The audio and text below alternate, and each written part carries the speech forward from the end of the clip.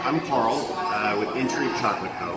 And we are a chocolate company based down in Pioneer Square, where we make dark chocolate ganache truffles in gift boxes, as well as chocolate bars, cocoa mixes, and then an extension of syrups and teas and brown sugars.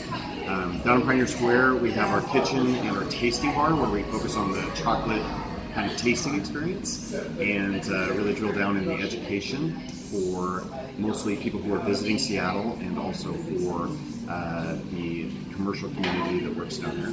And then up here on Capitol Hill, we opened a coffee house to really show what was possible with chocolate and coffee. And down there we've been making chocolate for about 9 years, and then up here we've been serving coffee and chocolate for about 5 months, 6 months. When I met Aaron is the one who started the business, and Aaron was a botanist by education and discovered a recipe for chocolate in a horticulture magazine and started making it for catering companies and some of the jobs that he was working, sharing it with customers and family. And eventually he started making some flavors where his friends and family started saying, you really should think about doing this as a business. And right as he decided to go off on his own and make it a business is when I joined. And I had a passion for getting involved with a small business and having a business of my own. I also had a car at the time, which made me a very valuable business partner to take on. And that was about 10 years ago. We started making chocolate at commercial kitchens and driving it out to wineries, pairing it with wines. And eventually that led to the establishment down in Pioneer Square, where we focus a lot more on retail and retail interaction down there without the wine, unfortunately. Maybe someday we'll do wine. I got involved in this business because I really liked the number side of small business. I really liked the grassroots and having to wear lots of different hats. I would say that what I love most about this business has changed over time quite a bit. What I love most now is that I'm spending a lot of time behind the bar, pouring coffee and pouring shots and meeting people at the register. And I get to be a little bit of a ramp in everyone's day. People come into this space from a very wide spectrum of emotional state, and some of them are already in a good mood, some of them are not. And as long as we can provide a small lift in getting them to a better place wherever they're starting, that I really enjoyed. I enjoyed learning names. I enjoy saying hi to people who come back. It's a very community-based product that we sell, so we tend to build community through relationships around it. And that's the part that I love the most. My previous background used to be in internet marketing, and I worked for larger corporations where we bought advertising on Google, we bought on the web, and then kind of through working with other people buying print media and radio media, etc. So I know that kind of for larger companies, but as a smaller business where money is so limited, what we have to offer is our creativity instead. So all of our efforts have been through either social media, which has been Instagram or Facebook or a newsletter, or it's been through in-store events where we can gather people around a certain experience. And then we've put a really big focus on repeat marketing. So people who have been to our chocolate shop or coffee shop before are much less expensive to approach than that, rather than trying to get a new person. So the one time where I bought advertising that was more focused on people who were brand new to the experience was on Yelp. I would say that my results were mixed, and my criticism is that it wasn't very trackable. I wasn't able to track the benefit. And so I've steered clear of that and focused on punch cards and constant communication with people who have signed up for constant communication. What does that communication look like? Yeah, so I try to get an Instagram post out 3 or 4 times a week. That's just to stay in people's minds. I hope for a decent Facebook post that has some value to it, something informative or utilitarian, rather than just salesmanship-like. I try to get that out at least once a week, and then the newsletter I try to do once a month. And then at the register, we really push our punch card, our rewards. So, is this something you're physically doing, or do you have a staff member who?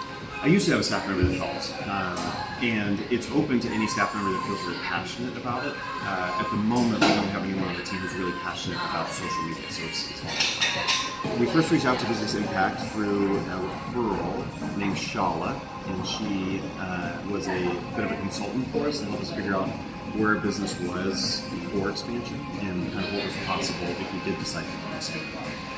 And she had made an introduction to Sunil, who works at Northwest Business Impact. And through conversations, we came to an agreement. But the process of working with Northwest Business Impact was very pleasant in the sense that we hadn't really worked with banks before, and that process can be rather intimidating. Because we had Shala as a consultant, we had already done the work of understanding cash flow and building a business plan and looking at the company certain ways that would prepare me for that conversation with Sunil. But he was very accommodating with information that I was lacking. And I think that was a unique experience in Northwest Business Impact, because they were willing to work with someone small who didn't have all the answers yet, versus some of the other banks who were a lot more rigid with their interview process and their product offering process. I would say the biggest thing for me is that when I exited school, I had this idea, this undefined bar that I had to cross to prove to myself that I had become successful, right? And there's a difference between success in business and success personally. But I definitely tied the two together as I was coming out of school. I had a lot of ambitions, and through becoming an entrepreneur and putting it all on one, I kind of fulfilled that need to prove it. And now I ask myself different questions about what I'm going to be doing in my life. So I don't look at my path. I don't weigh my path or use perspectives of someone else's promotion path, or I don't see a ladder anymore. I just see what am I able to produce and accomplish versus how much of that time am I reserving for myself, and how do I turn it up and down depending on what I need personally and what the business needs, for its goals. So I'd say that I feel more free, but I also feel more committed at the same time. And obligated is not the right word. Committed is the better word. But certainly I feel fulfilled and challenged. For the last 10 years, we've worked 5-6 days a week. We'll take a 2-day weekend if we need it, but that's less common than a 1-day weekend. But if we don't get the 1 day, then we're just not effective at work. And so if I can take a trip, if I can use 1 day to completely change my environment, then I come back the following day in a much more focused state. But if I work through it, then what we produce is it just starts to decline. Morally and ethically, you start to lose your guidance, your compass. So it's harder to lead a team.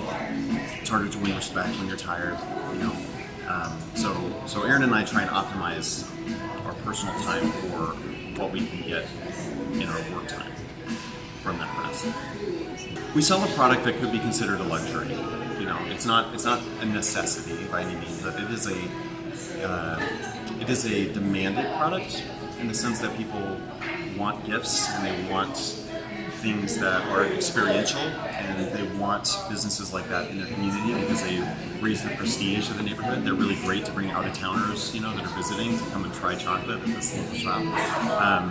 So we give to the community in the sense that we provide the community with a little bit of color and flair.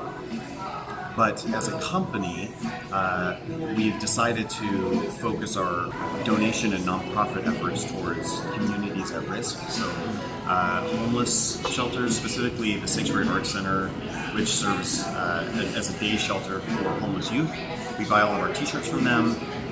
The art walls in both locations where we have little photo blocks from other Instagram users that have been sent to us. We sell little photo blocks, and that's a charity fundraiser. I think we raised like $2,400 last year off that wall. And as a community, what we offer is more an experience to help them connect the dots between each other. So it's like an icebreaker, right? That's what we provide in neighborhoods. Team building events, tasting flights, hot cocos, etc. We have a kitchen that is separated from our retail down in Pioneer Square, and having one retail shop support 2 physical locations for production and sale, as well as a production team that is making wages that are Seattle-based wages, means that the margins are very, very small. And we thought that by having a second location, we could leverage the infrastructure of having a single kitchen location that serves 2 locations rather than just 1. And so we benefit by the synergy there. When we started looking, we had 2 concepts in mind. One was another tasting bar where we could focus on the chocolate, and that would be right for a very small location, probably based in a tourist neighborhood. Or a coffee concept where we could show off some of the other products we make, like the cocoa powders and the teas and the sugars and the syrups. So the second location was to show off all the products that we make that we don't get to taste out in the tasting bar, but then also to leverage some of the benefits that we have of having a second kitchen. I don't mean to get political about the wages, but certainly with the wages going up so fast for small businesses, where especially a business where you make the product in Seattle and sell the product in Seattle, there's so much money that goes into labor, and until prices catch up to that, we had to come up with creative ways to survive that environment, and that looked to us on paper, after talking through with Shaw, like a second retail location would get us there, and it is, fortunately. So I'd say to an inspiring entrepreneur, do it because you have to do it. Don't do it because you see this as an easier career path or one with more luxuries, certainly, than any other path. So right now we're just trying to get our feet under us as a new coffee house. Every coffee house goes through a period of growth where they need to set roots, and usually the timeline to becoming profitable with a location is very limited for a coffee-based establishment. So right now what we're focused on is good customer service and lots of repeat traffic. And once I feel like this location has a strong foundation, then we'll look at continuing to really flesh out our online presence. That's where I see the next expression of our business. It's not going to be online, or not going to be in retail. It's going to be online, because I'd like to tell the story of what we do. I much rather become a internet resource and a web presence for education and for fun than to open a third location, just out of my own desire for where I want to see the brand go and what I love about the business. That's what I see next. But for the time being, I'm very happy with where we are. I just need to backfill. You know what I mean? We're shoring it up. We're building in the structures to make sure everything stays really stable and solid, and trying to nail the service side of it, service and quality. There are 2 things. One is that the Northwest Chocolate Festival is coming up in November.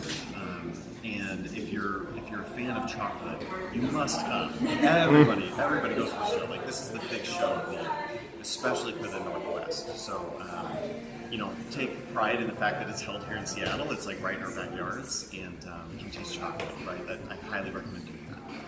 And the second thing is, small businesses like ours depend on December for the gift-giving season. If you're giving corporate gifts, we have lots of options. If you're giving stocking gifts, we have lots of options. We make cocoa powders for mochas and hot cocos, and anything you're looking for, or anyone you're purchasing for, you'll find something to give as a gift. That would be experience-based and less material-based. The other thing I'll say is, if you're buying for someone who has everything,